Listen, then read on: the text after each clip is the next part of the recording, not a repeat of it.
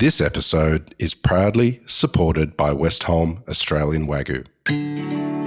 Whether you're a chef or just love going to restaurants, you know the best ingredients are everything, especially when it comes to beef.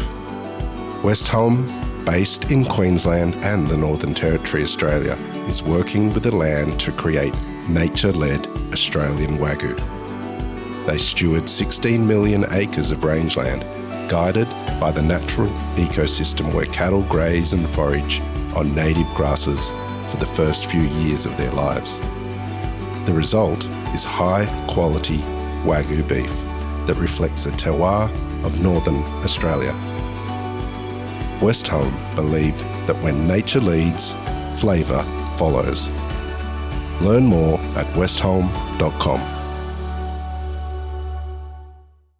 I love hate because sometimes that stresses. I'm sure it's not great for you, but when you finish the service, it's such a good feeling that everything, whether there was, speed bumps during the night or not, it's everybody ends up on a high.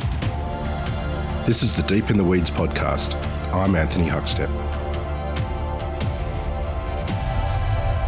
You don't create one of Australia's most awarded and influential establishments without having incredible front-of-house offerings. But what does it take to create, lead and mentor a great team and deliver on your promise every service? Mary Randles is the co-owner of Echo Bistro in Brisbane. Mary, how are you? I'm good, thanks. It's awesome to get you on the show. You're leading the front of house there in one of the best restaurants in the country. How are things at the moment? Thank you. Things are pretty good, actually. Like most restaurants, we went through a period of a huge shortage of front of house staff post-COVID. But in the last couple of months, there seems to be a lot more people around again, which is a bit of a relief, comforting, I suppose, that we can, the pressure is off for finding people. At one stage, it was pretty lean out there. I was in Brisbane just recently, and it seemed to be quite vibrant. There's a lot of trouble for hospitality across the country. But how are things in the industry in Brisbane and Queensland? I think things are pretty good. Everywhere seems to be very busy. I don't know whether we're going to be hit behind everybody else, a little bit like COVID. The wave started south and slowly came up north. Restaurants we dine out quite a bit, or I dine out personally quite a bit. And everywhere seems to be busy. And there's a lot of new openings in Brisbane, which means, that you would imagine that the customers or the cake slice is getting thinner for everybody, but it just doesn't seem to be the case. Everywhere seems to be quite busy. So fingers crossed it's not going to change anytime soon. You've been a big part of the evolution of Brisbane and seen it sort of blossom in the last decade. Tell us a little bit about the offering there at the moment and how you see it.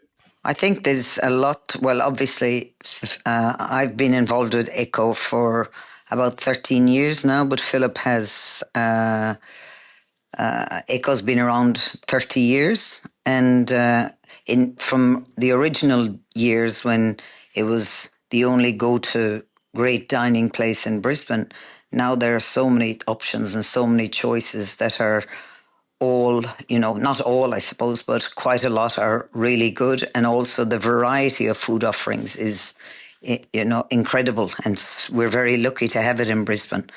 There's, great Asian, great fusion. We're what we call modern Australian, Mod Oz. Some great steakhouses popping up. It's more the variety now, the choice we have of dining options, which is fantastic for Brisbane. That was lacking, even 4 or 5 years ago, we didn't have what we've got at the moment. A couple of years ago, you left the Boundary Street location to go to Newstead. Has the restaurant changed and sort of what you're doing with that sort of big move? Initially, when we moved, we didn't really make, aside from, the location, we didn't make much change to the food offering or the way it was run, I suppose. And what did happen over the years is every time there was a new head chef, things got changed slightly, and maybe over time and until probably earlier this year, we found we were getting more and more away from the general ethos of what Eco and Eco Bistro should always have been, which is, proper bistro food, honest food on a plate. And it had started to get a little bit too fine for what the brand was supposed to offer. So I think it would have been in April we decided to tear up the menus, sit down, brainstorm, go through Philip's cookbooks, and reintroduced Eco Bistro as it was 30 years ago. So back with all the classics, and we've had a tremendous response to it. I mean, then it really, I suppose, it's being honest to who we are. And that is, I don't know if there's another bistro in Brisbane that has that offering. So it also gives us a little bit more of something unique. So it's food you can eat once, twice, 3 times a week if you need to or if you want to, versus a fine diner, which, like, I think it was maybe getting away from what we should have been. What sort of impact did that have on you and the front of house team after building that sort of foundation back up in the kitchen with the food? Did it have a positive impact on the front of house? Very positive. Very positive. And it's also, I think people understand, it's easier to understand. It is what it is when it's written on the menu. It's very easy for the customer to relate to. And we're just about to relaunch again now this week, second round of Eco Classics. So we're redoing the menu that starts tomorrow, actually, which is quite exciting. And even off of that, our tasting menu, which is a dining experience we offer, we've also just kept that with the classics rather than trying to do classic food and then have something completely different on the tasting. So it's been really well received by our clientele, and I do believe the restaurant probably is a little bit busier for that. There's a lot of diehard Eco fans that have come to Eco over the years, whether it was they're celebrating engagements or weddings or birthdays many years ago, and they can still relate to the memories they have of that food. So it has brought back a lot of customers we may not have seen for a while, which is great. You mentioned the diehard Eco fans. Well, what's it like having people that are sort of so dedicated and have experienced the restaurant for so long? Are they easy or difficult to cater for the more they come in?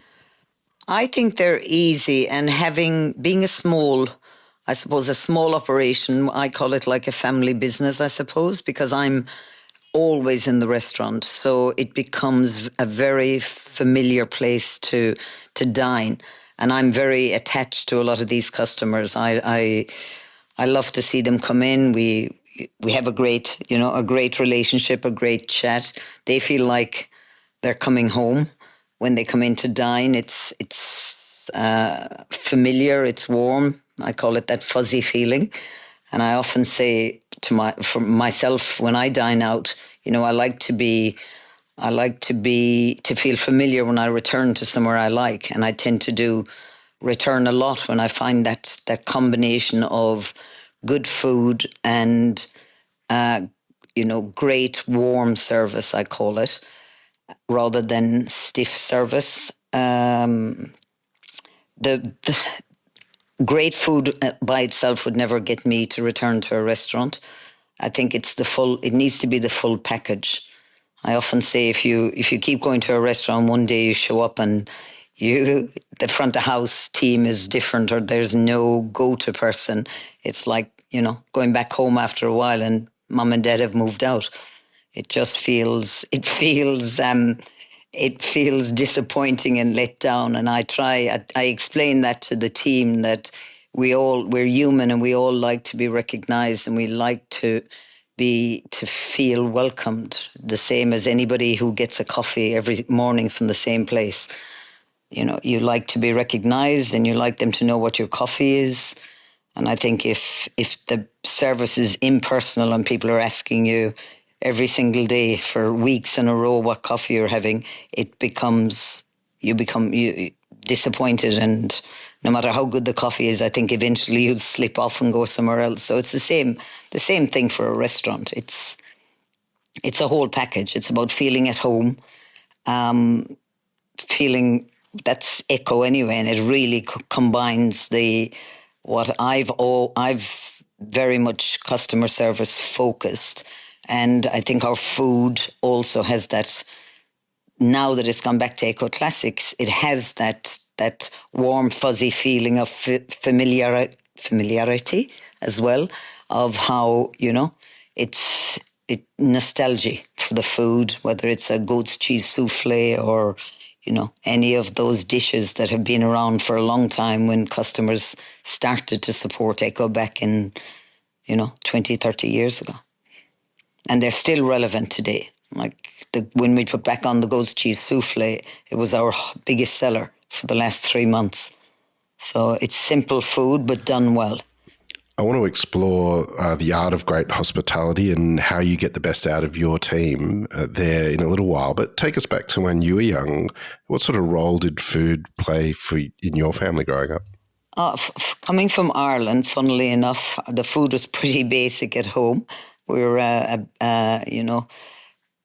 big family of 6 with just happy to have food on the plate at night and dinner. But somehow I got to go out. Any money I earned even as a teenager, I would spend it at a coffee shop and as I got to be later teens, I would go to restaurants, and then I started to chase after Michelin star restaurants and just try. It was always a big deal to be able to I think it had a feeling, it was the food, but it was also being able to go to these places. I think for me it was almost, I don't know. It was something I've always done. And when I traveled, I'd always plan where I'd eat. When I started to go on, holidays and things like that, it's always been an important part of my teens onwards, I suppose. Yeah. That sort of chasing those sort of food and dining experiences, how did they make you feel when you went on these sort of and experienced these new things all over the place? I think always, firstly, I felt, I think, grateful and blessed that I could do these things. And then the excitement about food probably that I hadn't seen growing up, and what you could do with food and how how the service made you feel.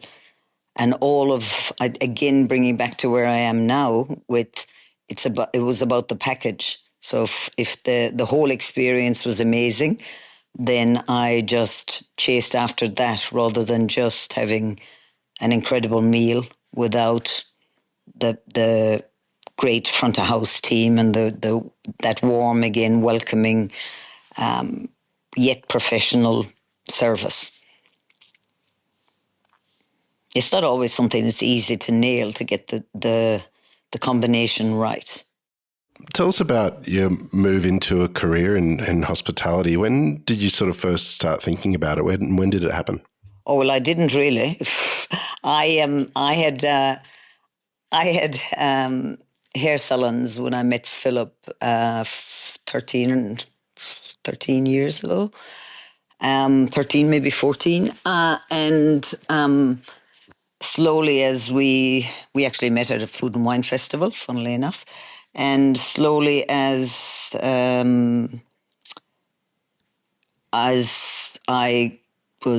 we spent more time together, I suppose, Philip was always including me in the business what goings on. And eventually he said to me, I think you'd be great in Echo with me, and just why don't you do it full time? So that's what happened. It was a process. There wasn't really a decision I thought about.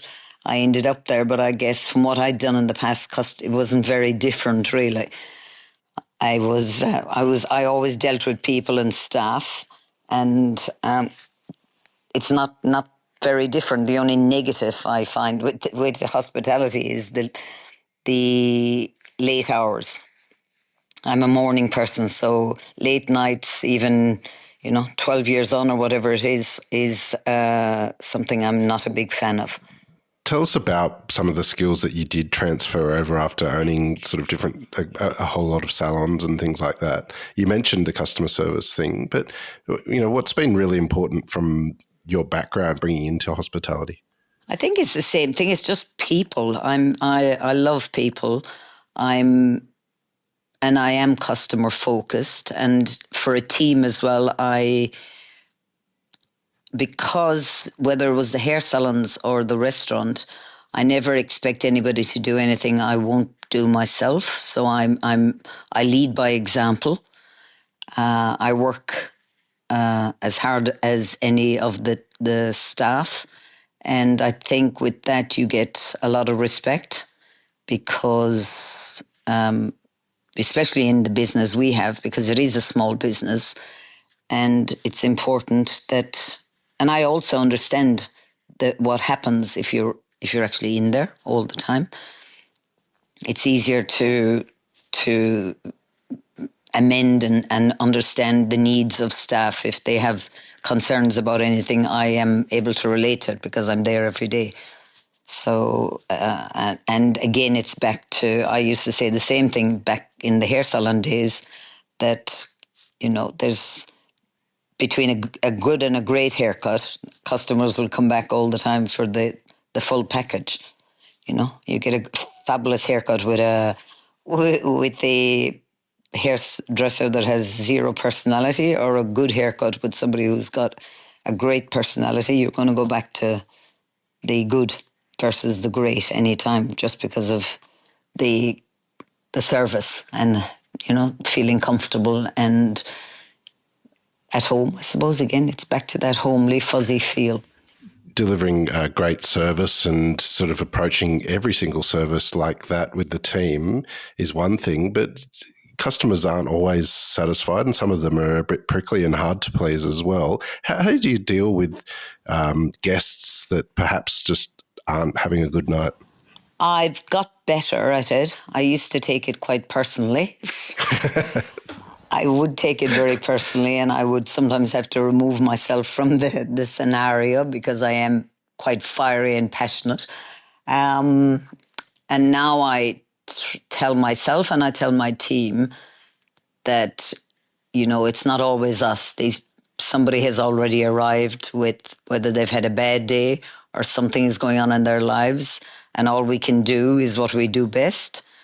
And if people are complaining, I suppose that instead of, which I have done in the past, I'll have to confess, going head to head with them, is showering them with, positivity and whatever they want, just make it happen. Life, it must be an aging thing. As you get older, I just want things to be a bit simpler and less complicated. And if it means bowing down to make sure their night is good, I will do it. And that's a massive growth step for me in the last few years. It is. It's a real sign of maturity in the industry, but it's not an easy thing to do. How do you approach that, and how do you turn around someone's night like that with such a positive attitude? I think when people complain, I'm actually quite sure when people complain, they're always ready for somebody to, or an argument, or somebody the waiter not to necessarily agree, or the chef not to necessarily agree. So when they're met with absolutely, I can replace it, or absolutely I'll take it off the bill, or absolutely, and apologies. They've got nowhere to turn, and it's a great feeling that, and people are always surprised by how I suppose, by how they haven't been met with negativity or a dispute back. Not a dispute, I suppose you can't dispute with customers or argue with customers, but going into conflict of some sorts. Whereas if you just, everything you can do to turn it around, people are disarmed very quickly. And I found that 100% of the time you win them over. It's amazing advice and a real sign of maturity, but it's a hard thing to manage and do. But I am nearly 60. It took a while. but you and Philip make, one of the great duos in the industry at the moment. What's it like working together? Does it have its challenges? Oh, a nightmare. It has its challenges, because obviously we work together, we play together, we sleep together, we're together 24/7. So it's outside of work.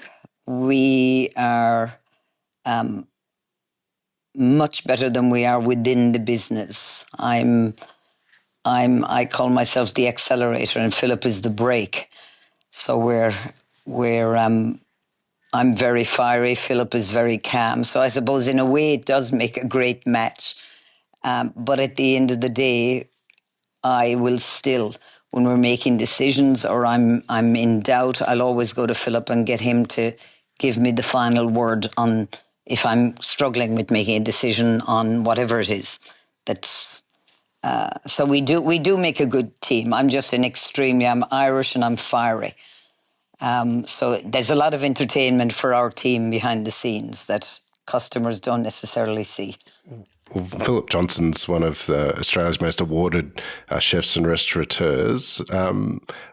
What do you love about what he does? Whether it's the restaurateur, the food. What is it about what he does that so many people love? That's a good question. I think, like, I'm still in awe when I see Philip plating food. Like, it just looks like he's dropping it on the plate and you look at it and it's just perfect. His passion after all of these years is still the same as, it's incredible to have that love of food and that passion still there after, 30 years at Echo, but he's been cooking for, I think 40 years, 40 something years. I think, yes, and his ability to sit down and put together a menu very quickly. Obviously, that's a skill of a head chef. But for me, I think it is how he can put together the food when he's plating, and that's a gift not everybody has. Yeah, I'd agree with that. He's got this sort of gentle touch with it all, and it feels all so natural. Exactly. Yeah. Take us into like a pre-service meeting. Like, how do you rev up the front of house team to get the best out of them? What do you say to them before a service? Oh, our pre-service chat is usually, if there's any specials, the usual stuff. And then we do run a few, competitions, team competitions on our busier nights, and it just keeps everybody motivated, and it's fun, and it's our little game and our little secret that seems to keep people going. I think because again, back to the small business, we are a small team. Everybody who works at Echo works every shift because we're only Wednesday to Saturday. So we are together a lot. It's like a little family. I suppose it's, and again, leading by example. Now you've got Echo, which is a small restaurant in Newstead there. You've had multiple sort of venues and different things over the last decade. What's it like sort of scaling it down? Has there been real positives to that? And I think COVID made a difference for that as well. Coming out of that period of lockdown and reintroducing a slower pace restaurant that was controlled because of the post-COVID. It just, the stress it took out of our lives was incredible. And I think I'm much more comfortable, and I think so is Philip, in the fact that we have we have a catering business too, which is it's great to have a little bit of variety and have something different to the restaurant, but that is easier to manage and to control. But the restaurant itself, as it is now, is perfect for where we are in our lives, and it's easier to manage, and it's back. It feels like a bistro. It's it's perfect it works for us. Well, you guys continue to do amazing things there in Brisbane. What do you love about what you do? I love the rush you get, and I think anybody in hospitality will tell you that, of a service. You know, the calm before the storm as you go into service, the chaos and craziness of a full restaurant, and the joy of customers going away happy, and the high that you have at the end of a service. That's something that it's very addictive. It's chaotic and it's exciting, and it's a love-hate, because sometimes that stresses it. I'm sure it's not great for you, but when you finish the service, it's such a good feeling that everything, whether there was, speed bumps during the night or not, it's everybody ends up on a high because it's been such a rush for those hours. Well, Mary, what an absolute treat to have you today on Deep in the Weeds to hear just a part of your story. Please keep in touch and we'll catch up again soon. Okay, thank you very much for having me. This is the Deep in the Weeds podcast. I'm Anthony Huckstep. Stay tuned as we take a deep dive into the lives of the incredible people who ply their trade in the food and hospitality sector. Special thanks to executive producer Rob Locke for making this all happen. Follow us on Instagram at Deep in the Weeds Podcast, or email us at podcast@deepintheweeds.com.au. Stay safe and be well.